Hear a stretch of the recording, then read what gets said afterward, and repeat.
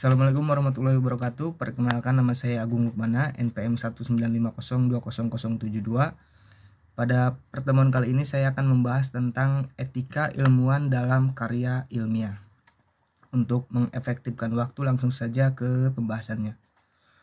Nah, seperti yang kita ketahui bahwa ilmu itu merupakan proses berpikir tentang sesuatu objek yang khas melalui pendekatan tertentu sehingga menghasilkan suatu kesimpulan berupa pengetahuan ilmiah. Nah, pengetahuan ilmiah ini dalam arti sistem dan struktur itu dapat dipertanggungjawabkan secara terbuka. Dengan kata lain, bahwa harus dilakukan sebuah penelitian.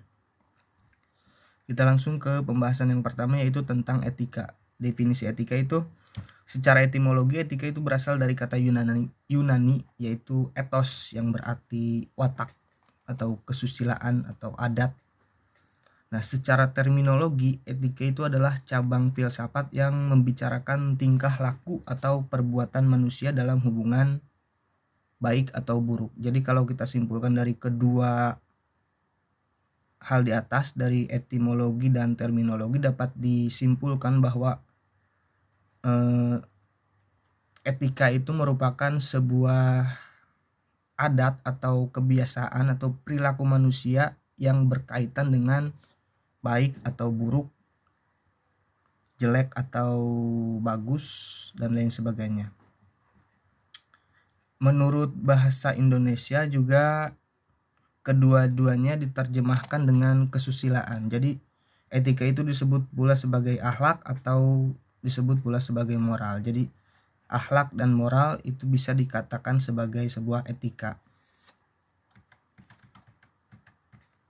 Etika ini mencakup analisis dan peran konsep seperti benar, salah, baik, buruk, dan tanggung jawab.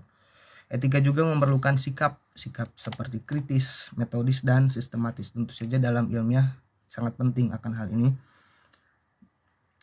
sebab dalam melakukan refleksi.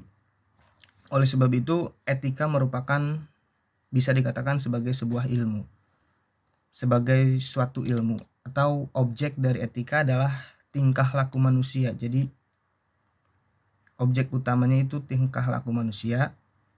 Kemudian etika juga memiliki sudut pandang yang normatif, yang berarti etika ini memiliki sudut pandang yang tentang baik dan buruk terhadap perbuatan atau perilaku manusia. Nah, etika juga termasuk sebagai filsafat dan dikenal sebagai cabang filsafat yang paling tua. Etika ini bukan merupakan suatu ilmu empiris, tetapi sedangkan yang dimaksud dengan ilmu empiris itu, yang berarti ilmu itu didasarkan pada fakta dan dalam pembicaraannya tidak pernah terlepas dari fakta. Ilmu-ilmu itu bersifat empiris karena seluruhnya berlangsung dalam rangka empiris atau pengalaman indrawi, yaitu apa yang dilihat, apa yang didengar, apa yang dicium, dan lain sebagainya, termasuk ke dalam rangka empiris. Jadi ilmu empiris itu berasal dari observasi terhadap fakta-fakta yang jika berhasil merumuskan hal itu, maka kebenaran hukum-hukum itu harus diuji lagi dengan berbalik kepada fakta-fakta. Dalam etika tertentu selalu berlaku cara berpikir non-empiris. Artinya dengan tidak membatasi diri pada pengalaman indrawi yang konkret pada hal yang faktual dilakukan, tapi ia bertanya tentang hal yang harus dilakukan atau tidak boleh dilakukan, tentang yang baik atau yang buruk untuk dilakukan. Nah, etika juga membatasi diri dengan segi normatif atau evaluatif. Tujuan dari etika adalah menilai perilaku manusia berstandar moral dan memberikan ketepatan nasihat tentang bagaimana bertindak bermoral pada situasi tertentu. Selanjutnya ada etika dan ilmu. Seperti yang kita ketahui, kemajuan ilmu dan teknologi ini menimbulkan gejala dehumanisasi. Dehumanisasi itu kondisi di mana seseorang menganggap rendah orang lain. Jadi orang itu beranggapan bahwa dia lebih tinggi dari orang lain dan menganggap orang lain lebih rendah dari dirinya. Jadi manusia itu akan kehilangan hakikat dirinya. Jika kita kaitkan dengan ilmu, ilmu itu bukan lagi merupakan sarana untuk membantu manusia mencapai tujuan hidupnya, tetapi menciptakan tujuan ilmu itu sendiri. Menurut Wicaksono pada tahun 2013, ia memberikan alternatif dalam penggunaan teknologi terapan yang humanis. Yang humanis itu yang memanusiakan manusia. Dalam hal ini beliau mengkehendaki kesadaran masyarakat memilih teknologi yang tepat guna sesuai dengan budaya mereka. Ada dualisme dari ilmuwan terhadap akses ilmu dan teknologi. Yang pertama yaitu ilmu harus bersifat netral terhadap nilai-nilai baik ontologis maupun aksiologis. Jadi dalam hal ini ilmu itu harus bersifat netral terhadap nilai-nilai baik itu dalam segi fakta, keadaan yang sesuai dengan kenyataan maupun aksiologis, yaitu hasil manfaat dari ilmu tersebut. Nah, golongan ini ingin melanjutkan tradisi era Galileo, yaitu kenetralan ilmu secara total. Kemudian yang kedua ada netralis ilmu terhadap nilai-nilai, hanya terbatas pada metafisik keilmuan saja.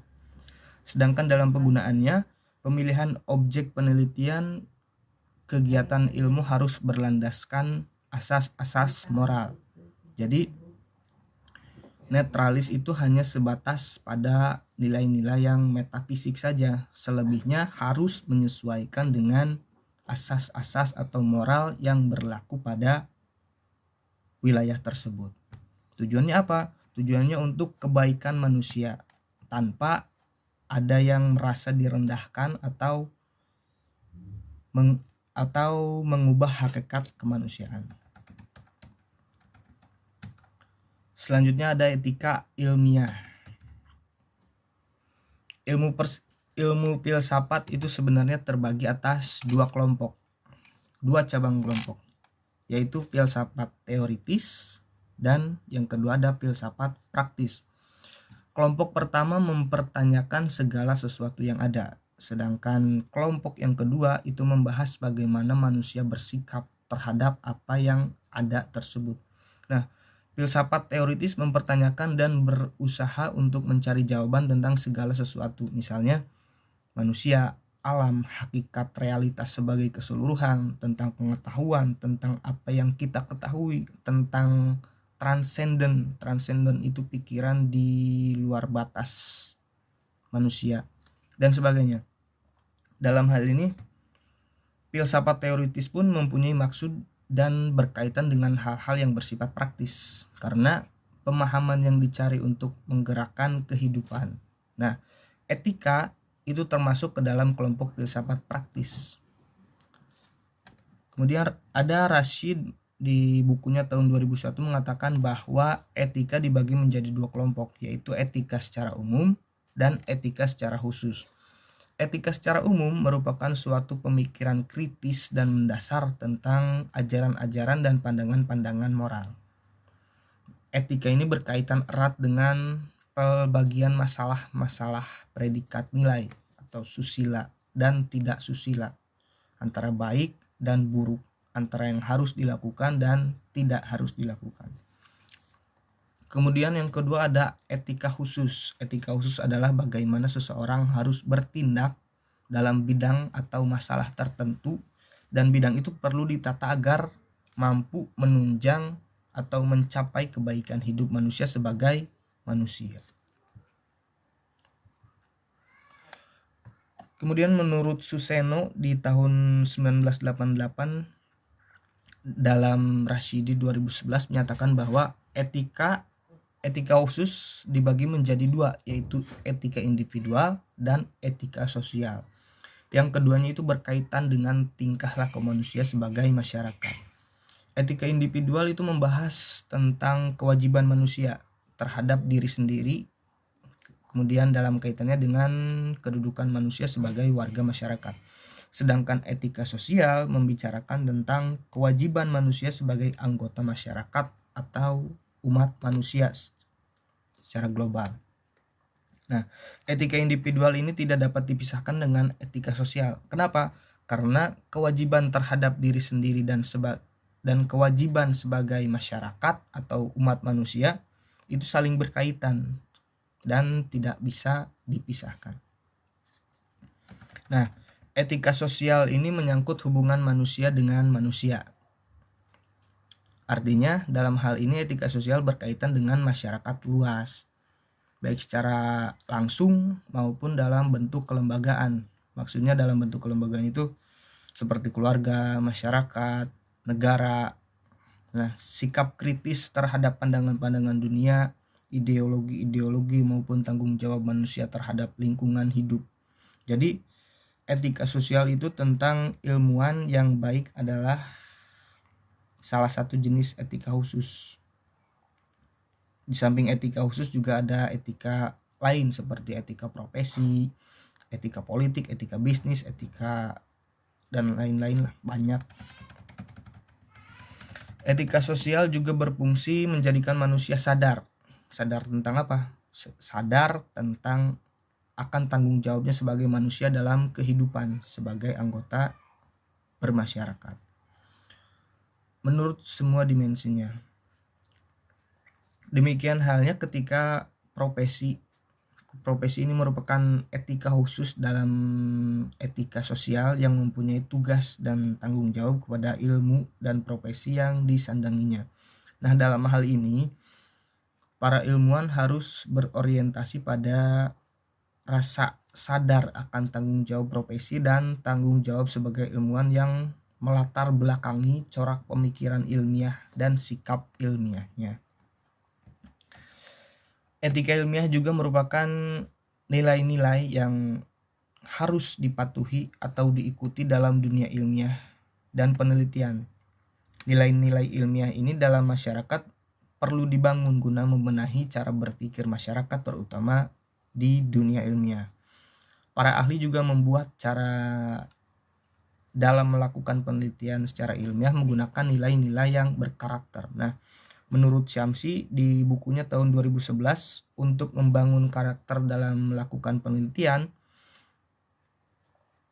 terbagi menjadi 5 menurut Suranjana di tahun 2011.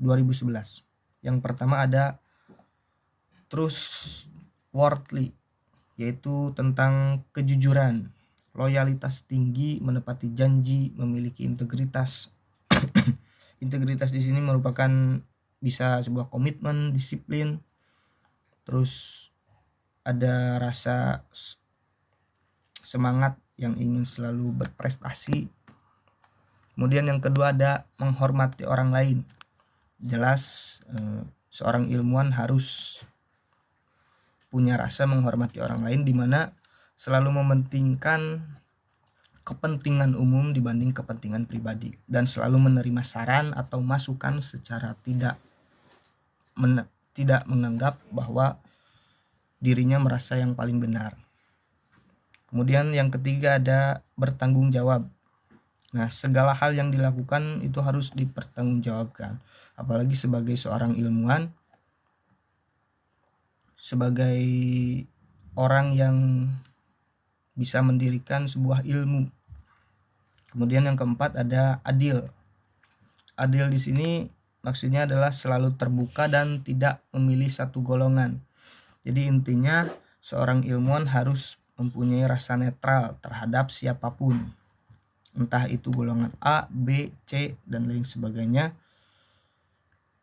Mereka harus netral dan harus memiliki sifat empati terhadap sesama. Kemudian yang kelima ada cinta dan perhatian. Maksud cinta dan perhatian di sini adalah selalu menolong orang lain yang sedang susah, tidak egois dan sensitif, apa-apa langsung marah, tidak bisa seperti itu bagi seorang ilmuwan. Dan jangan berkata kasar. Selanjutnya, menurut Syamsi di tahun 2011 menyatakan bahwa etika ilmiah itu mengandung 10 nilai-nilai antara lain. Yang pertama ada kejujuran. Keselarasan antara apa yang dikatakan dan apa yang diajukan itu harus sesuai dengan fakta yang ada. Kemudian yang kedua ada objektivitas. Sikap seorang peneliti dalam menghindari kesalahan-kesalahan dalam melakukan penelitian ilmiah. Artinya objektivitas itu sama halnya dengan kejujuran. Jadi kita harus berkata apa adanya sesuai dengan yang terjadi di lapangan. Kemudian yang ketiga ada integritas, yaitu selalu berkomitmen dan menepati janji sesuai kesepakatan dalam menjalankan penelitian ilmiah. Kemudian yang keempat ada kehati-hatian. Ya tentu saja seorang peneliti harus berhati-hati dalam mempublikasikan karya tulis ilmiahnya dalam bentuk hal apapun, dan selalu menghindari tindakan kecerobohan dan pengabaian dalam melakukan penelitian. Kemudian yang kelima ada keterbukaan. Keterbukaan di sini adalah keterbukaan data hasil penelitian, ide atau gagasan baru, dan sumber daya penelitian. Yang keenam ada penghargaan properti intelektual. Maksudnya adalah menghargai hak cipta orang lain, hak paten, dan bentuk lain seperti yang serupa dengan properti intelektual. Yang ketujuh ada respect terhadap kolega, di mana peneliti berkewajiban juga untuk menunjukkan sikap respect atau sifat hormat terhadap kolega dan mahasiswa yang tidak terkait dengan kemampuan dan integritas mereka. Kemudian yang kedelapan ada kerahasiaan. Ya, tentu saja seorang peneliti wajib melindungi dan menjaga kerahasiaan komunikasi, catatan personal, rahasia negara ataupun identitas subjek yang menjadi respon dalam penelitiannya. Kemudian yang kesembilan ada kepatuhan hukum. Seorang peneliti juga wajib memahami dan mematuhi aturan hukum yang berlaku, aturan institusi, aturan kebijakan, baik itu yang di dalam pemerintah ataupun di luar pemerintah yang relevan dengan kegiatan penelitian. Kemudian yang ke-10 ada perlindungan subjek atau responden penelitian. Nah, dalam hal ini peneliti juga harus menggunakan subjek manusia sebagai sampling wajib, minimal dampak buruk dan resiko, dan memaksimalkan manfaat penelitian, privasi, dan harga diri seorang subjek yang akan diteliti. Selanjutnya menurut Rashid di tahun 2011 menyatakan bahwa sikap ilmiah yang perlu dimiliki oleh para ilmuwan sedikitnya ada 6. Yang pertama yaitu tidak ada rasa pamrih atau disinterest.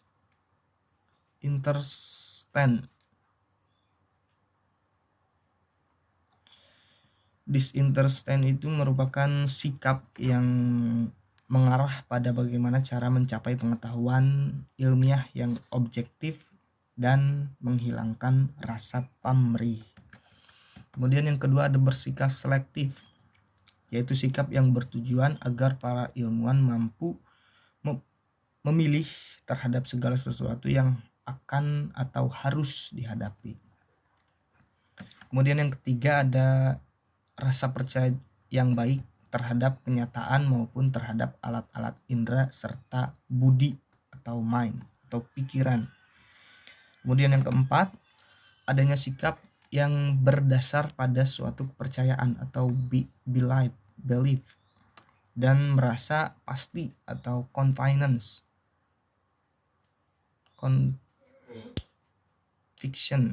bahwa setiap pendapat atau teori yang terdahulu telah mencapai kepastian atau terdapat kebenaran. Yang kelima ada suatu kegiatan rutin, jadi ilmuwan harus selalu merasa tidak puas terhadap penelitian yang telah ditelitinya, sehingga selalu ada dorongan untuk melakukan sebuah riset. Dan penelitian merupakan aktivitas yang menonjol dalam kehidupan seorang ilmuwan. Jadi ilmuwan tidak terlepas dari sebuah penelitian. Yang terakhir ada memiliki sifat etis atau akhlak atau moral. Nah, dalam hal ini selalu terdorong untuk mengembangkan ilmu pengetahuan untuk memajukan ilmu pengetahuan dan kemaslahatan umat manusia yang memperhatikan lingkungan alam sekitar. Slide terakhir ada tanggung jawab ilmuwan. Nah, ketika kita membicarakan tentang tanggung jawab ilmuwan tentu lebih banyak berkaitan dengan aksiologi, bukan dalam epistemologi semata. Nah, ada dua kutub berkenaan dengan aksiologi. Yang pertama, yang berpandangan bahwa seorang ilmuwan itu harus netral, tidak ikut bertanggung jawab, ia hanya dituntut untuk epistemologi, dalam hal epistemologi saja. Tetapi dari aksiologi, dari sisi aksiologinya berlepas diri, jadi hanya bertanggung jawab pada aksiologinya saja.